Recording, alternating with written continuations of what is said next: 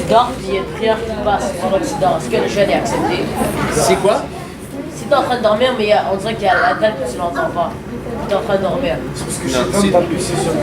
Le prophète sallallahu alayhi wa sallam, il dit la personne en fait qui dort n'a pas à rendre les comptes. Mais il faut que la personne dort de façon normale. On ne parle pas de la personne qui en fait qui fait c'est des fêtards qui font la fête toute la nuit et bien sûr il ne va pas se réveiller pour le fajr et pour le reste. Si tu dors à 3h du matin, oublie que tu te réveilles pour 4h, pour 4h30, 5h maintenant, pour 5h moins quart pour faire le fajr. C'est pas possible, tu ne peux pas dormir 1 heure et te réveiller. Donc c'est pour ça qu'il faut être lucide. Hein. Ça c'est des manipulations de qui ça? Voilà, c'est des manipulations de On va dire que je dors avant ça et je me réveille à l'âge, mais je n'ai pas pris ça. Est-ce que le jeûne est accepté? Le jeûne est accepté, on l'a dit, mais toujours accepté. Tu es la fête, mais la récompense, est-ce qu'elle est là? Je ne sais pas. C'est Allah qui va juger de la récompense. Question 19. Le groupe de Caroline est resté seul. Quel est le statut du jeûne de celui qui a entendu l'adhan de Fajr et qui continue à boire et manger? Vous pouvez vous aider toutes les deux, Inch'Allah. Donc il entend l'adhan et il continue à manger et à boire, peut-être même à déborder après l'adhan. Il a manqué exprès, il a raté son... Est-ce qu'il le fait exprès? Si, il le fait hein? exprès, ça prend pas. Il entend le adhan, il devrait s'abstenir, donc il le fait exprès. Ça dépend s'il est conscient. En fait, la situation, le prophète il a dit ici, une personne dont l'extrême besoin se trouve à avoir très soif et elle veut boire ou prendre des médicaments ou n'importe quelle chose en fait dans l'extrême besoin et elle entend l'adhan. Est-ce qu'elle boit ou ne boit pas? Le prophète il a autorisé de boire. Les sahaba ils le faisaient parfois. Et maintenant la personne devant des variétés de plats et bien sûr il a envie, il dit il faut que je termine toutes ces affaires-là doucement, je prends mon temps, peut-être il va déborder. Il faut savoir que les heures de Fajr n'est pas très précis. Idéalement, il faudrait en fait arrêter quelques minutes avant pour ne pas tomber dans le... Donc, c'est de voir ce qui est en fait plus sécure pour Inch'Allah. Hein? Parce que les jeunes, souvent, ils veulent entendre Adhan pour arrêter. Hein? C'est ça les jeunes. Hein? Les jeunes, vous arrêtez lorsqu'on entend Adhan. Hein? Idéalement, arrêtez avant quelques minutes. Hein? Le temps de se brosser les dents, d'accord? Ah ben voilà, est-ce que la question pour le groupe suivant, quelle est la situation pour la personne qui se brosse les dents avec du dentifrice quand on fait le jeûne? Qu'est-ce que vous en pensez? Oui, on a déjà posé cette question. On a dit si, c'est ce qu'il dit Cheikh Al-Zaymin, si vous êtes à l'abri de ne pas avaler, il n'y a pas de problème. Mais si on peut éviter, parce qu'il y a toujours des risques, il vaut mieux. Donc ça on a déjà parlé, vous avez la question 17 aussi. Est-ce que les piqûres et les perfusions affectent le jeûne ou pas? Non, c'est à elle de ce groupe-là qui répond. Les piqûres et les perfusions n'affectent pas le jeûne. Vous dites non, vous êtes d'accord? Hein? Ça dépend si c'est nutritif. Voilà, c'est ça. C'est pas en fait le type de ce que tu mets, est-ce que c'est nutritif ou pas? Si tu avales un médicament, c'est ce qu'il dit Cheikh Al-Zaymin, est-ce que ça va te nourrir ou pas? Parce que les astronautes qui montent qui partent sur la Lune, c'est des pilules comme ça, ils prennent juste la pilule et ils n'ont plus faim ni soif toute la journée. Mais ceux qui sont intraveineux, malades... C'est des obligations, ils tombent dans la personne malade, c'est des obligations. Le sérum. Hein? Le sérum sucré, tout ça, ça nourrit ça. Si ça fait partie du traitement, il va reprendre. Parce que là, il tombe dans la personne qui est malade, elle va reprendre par la suite. D'accord? Donc, c'est ce qu'il dit effectivement. Il y a deux sortes de piqûres et de perfusions. Celles qui servent à la nutrition et qui annulent le jeûne. Et celles qui ne sont pas nutritives n'annulent pas le jeûne. La question 22, c'est chez vous. Quel est le statut sur le fait de se parfumer pendant le ramadan?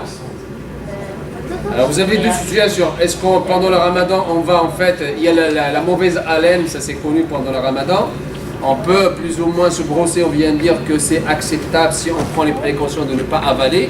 Mais maintenant, est-ce qu'on a la permission de se parfumer, de mettre un peu de déodorant, ou on préfère pendant le ramadan? Non, c'est pas acceptable. On va puer comme des cochons pendant la journée. Hein.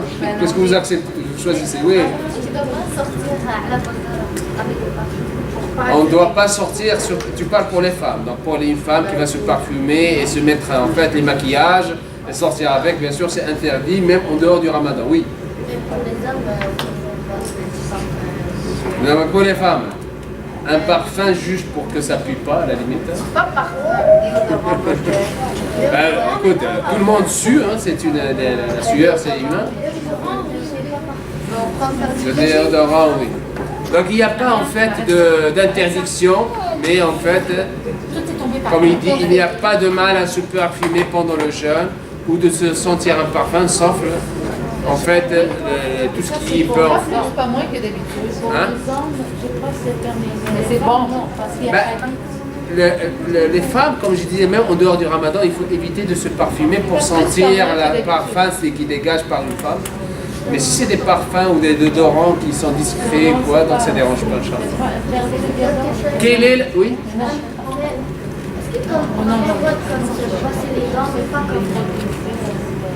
J'ai dit, on disait qu'on a le droit de se brosser les dents. Si on prend les précautions de ne pas l'avaler, le dentifrice. Oui, c'est quoi la question? Si on a soif, mais on ne peut pas boire. On ne boit pas de l'eau, mais on met on laisse quelques minutes dans la douche. Gargariser. Ouais.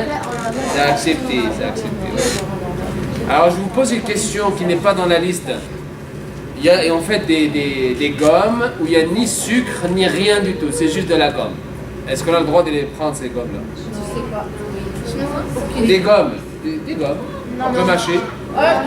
Contiennent rien, aucun additif, pas de sucre, aucun aliment nutritif. On va juste brasser de la salive avec. Est-ce que c'est accepté? Je ne vois pas l'intérêt non plus parce que ça fait augmenter les sucs gastriques. Ça va être encore pire de faire le ramadan Oui, d'accord. avec ça. Ouais. Je ne connais aucune gomme qui en une. Supposons qu'il y en a une. Est-ce que dans le travail, un musulman peut en fait, même devant les musulmans, il dit moi, regardez la gomme, elle ne contient rien, mais je la mâche devant tout le monde. Il n'y a pas de... Je vous ai dit tout à l'heure, même pendant le jeûne, il faut éviter tout ce qui est fitna. Tout ce qui peut amener les gens à se poser des questions, là ça n'a pas de bon sens. Ils vont dire, ah j'ai vu tel ou tel en train de mâcher. C'est pas que tu es en train de mâcher une gomme, voilà. Le fait de mâcher, ça va te mettre dans le fitna, oui. Est-ce qu'on a le droit d'aller nager pendant que c'est ramadan? On a le droit de faire tout à part ce qui est interdit dans l'islam. Interdit de ne pas manger, ne pas boire. Si tu es capable de nager sans avaler l'eau, il n'y a pas de problème. Alors on peut mettre comme tout le corps. Tu peux prendre une douche, c'est pas interdit. Les sahaba le faisaient. D'accord? Se mouiller la tête parce qu'il faisait chaud à l'époque. On a la preuve ici même dans un des hadiths. Il y a toujours un risque pour les Mais s'il y a un minimum de risque d'avaler quoi que ce soit, même si tu prends une douche prolongée et tu vois que ça commence à passer dans la gorge et que tu l'avales, c'est sûr que tu es en train d'annuler ton sang. Donc c'est ça. Alors, la question 23, c'est chez vous. Oui? Est-ce que tu peux lire parce que là, je suis fatigué. Quel est le statut sur le fait d'utiliser le siwak pendant le jeûne et est-ce permis de goûter un plat pour le déjeuner? Pour le ok. Oui, tu vas parler du siwak. Et les dames vont parler Quand on du utilise, à la fin on crache parce que des fois il y a des petits morceaux D'accord. qui viennent dans notre bouche. Il ne faut pas avaler les petits morceaux à la limite. Hein. Et pour goûter le plat, des fois les mamans ils peuvent juste mettre dans la langue, le bout de la langue, puis après recracher. Bravo, tu as répondu à toutes les questions correctement. La question 24. Est-ce que les gouttes pour les yeux annulent le jeûne? Les yeux dans les gouttes, pas les yeux dans la goutte, mais les gouttes dans les yeux, les gouttes dans les oreilles, est-ce que ça annule le jeûne? Les gouttes dans la bouche?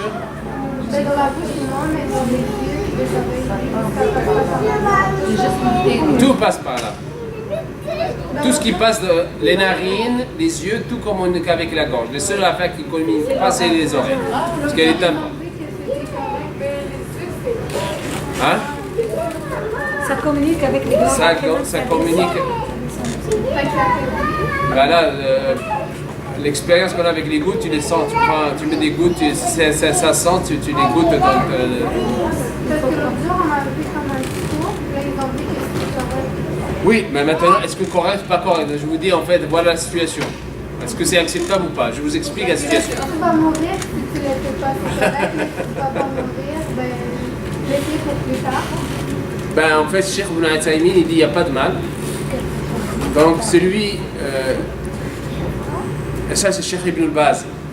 Il dit ce qui est correct, c'est ce qui n'annule pas le jeûne. Bien qu'il y ait des divergences sur ce point, quand la goutte arrive à la gorge, vous voyez que ça arrive, cela annule le jeûne. Mais l'avis le plus correct, c'est que cela n'annule pas le jeûne, quoi que ce soit les gouttes dans les yeux ou dans la gorge.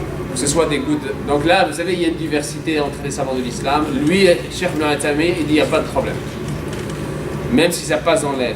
Parce que si c'est des gouttes qui font partie de ton traitement, si tu peux éviter de les mettre avant le fajr, après le. C'est sûr, c'est mieux. On a déjà parlé.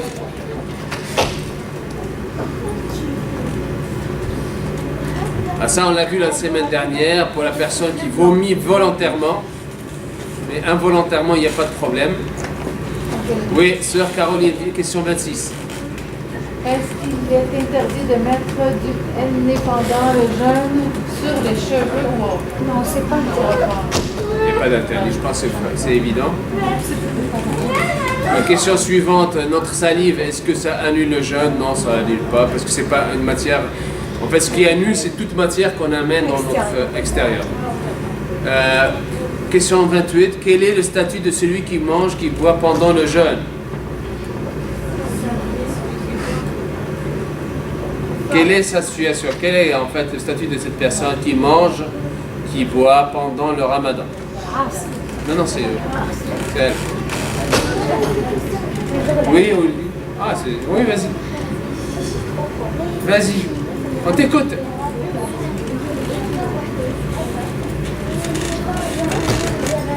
Il va au Jahannam direct. Mais sinon, s'il veut le corriger, qu'est-ce qu'il doit faire? Il doit répéter, s'il mange 30 jours, il doit répéter 30 jours. D'accord? Est-ce que tout le monde est d'accord avec ça? S'il a mangé 30 jours, il doit les refaire comment?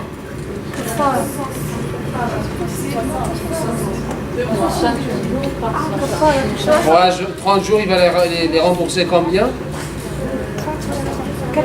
900 jours. 900 jours. Hein? Ça fait beaucoup ça? Oui, Chaque jour de 900. Vous savez combien ça fait de jours ça? 900.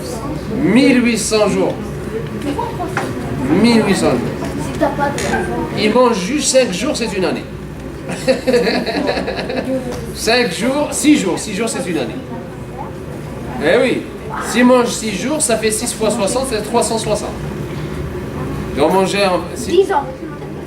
Donc, Inch'Allah, on va finir donc avec la dernière question. Bien sûr, le Coran il nous dit le choix pour une personne qui a mangé volontairement, on l'a déjà dit, c'est quoi? C'est de rembourser chaque jour par 60 jours, ou bien de libérer un esclave, il n'y en a plus, ou bien de donner à manger à 60 pauvres pour 5 jours. Donc, Inch'Allah, on va rester là-dessus. Inch'Allah, la suite la semaine prochaine. Barakallahu fikum. Subhana rabbika rabbil izzati amma yasifun. Wa salamun ala al-mursalin. Walhamdulillahi rabbil alamin. Donc, la sœur Mariam, elle a pris vos coordonnées, Inch'Allah, vos adresses email. On vous transmettra, Inch'Allah, les réponses de ces questions pour la semaine prochaine, Inch'Allah. Ok? Tu as écrit USB? Madame, j'avais cliqué sur le bouton. Inch'Allah. J'avais cliqué sur le bouton pour après, j'ai rendu compte que